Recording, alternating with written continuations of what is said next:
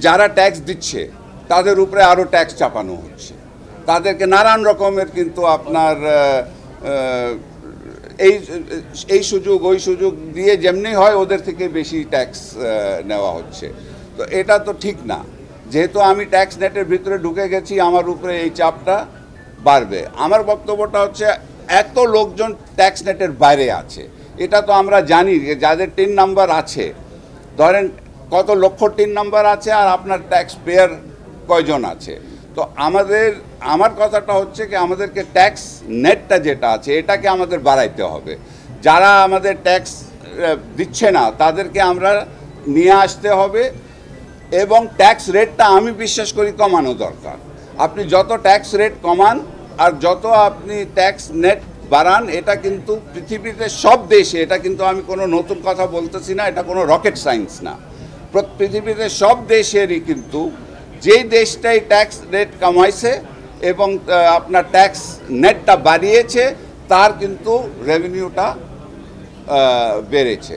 আমাদের এখন অনেক জায়গায় আমি দেখেছি দ্যাট আপনি ধরেন ট্যাক্স রেটটা ছিল এক জায়গায়, আমার ধরেন ট্যাক্স রেটটা ছিল 5%, আমি আয় করতাম, ট্যাক্স রেভিনিউ হইতো আমার 10 টাকা।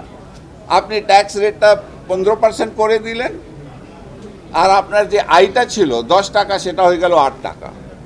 তো লাভটা কী হইল? The whole idea increasing the tax rate is that আমার কিন্তু ট্যাক্স রেভিনিউটি যেন বাড়ে। তো সেটার জন্য আমি এটা কিন্তু খুব স্ট্রংলি ফিল করি দ্যাট আপনার ট্যাক্স নেটটা আর আমি কিন্তু মনে করি ট্যাক্স নেট বাড়ানো খুবই দরকার।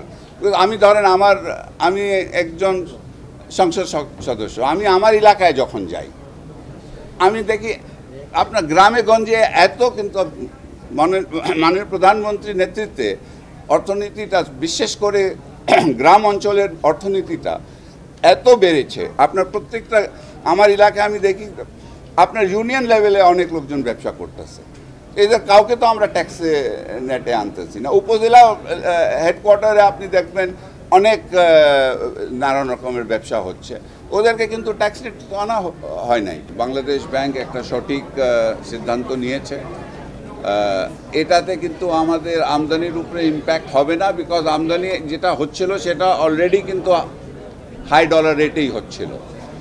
এটাতে আমাদের রপ্তানির উপরে কিন্তু সাংঘাতিক একটা ইম্প্যাক্ট হবে, যেহেতু আমাদের এক্সপোর্ট অনেক বাড়বে, তার সাথে সাথে আমাদের রেমিটেন্সের উপরেও অনেক ইম্প্যাক্ট পড়বে এটা, যার ফলে আমাদের যে রিজার্ভের উপরে চাপ আছে সে চাপটা অনেকটা কমে যাবে। তো আমি মনে করি এটা কিন্তু একটা খুবই সময় উপযোগী একটা সিদ্ধান্ত সেন্ট্রাল ব্যাংক নিয়েছে।